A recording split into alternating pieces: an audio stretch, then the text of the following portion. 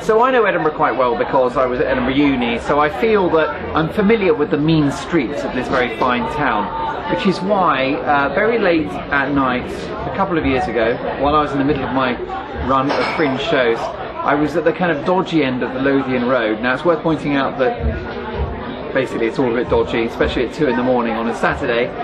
And I was just at a bus stop waiting for a night bus to get back to my flat. And, you know, normally I just would feel quite comfortable because this is sort of my manner, because I don't have the accent that demonstrates that, but I did spend 4 years here and you feel you're part of the place. Anyway, a kind of dodgy looking character sidled up to me, asked me for the time. And I just feel that at that time of the night, I'm not sure he really needed to know the time, and it was not as innocuous a question as it might have seemed. Anyway, it turns out he got the time, and then he wanted my wallet. It was all a bit awkward. And I began to feel quite sort of threatened, and I was sort of pretending to look for my wallet, and so I haven't got any money, and I'm doing a show, and I'm losing loads of cash. The opposite's the case.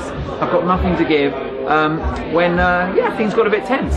Anyway, another guy, sort of a similar makeup, was a kind of a British youth, I think it's fair to say.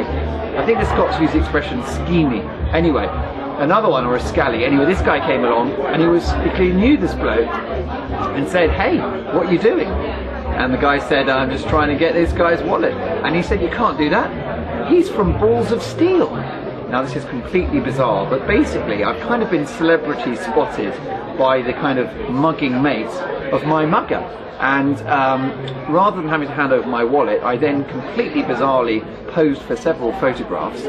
And these guys are now, like, you know, it's quite a happy ending really, the story. They're my Facebook mates, and whenever I'm in Scotland, I score my drugs from these guys. So it's a win. And most importantly, I didn't die.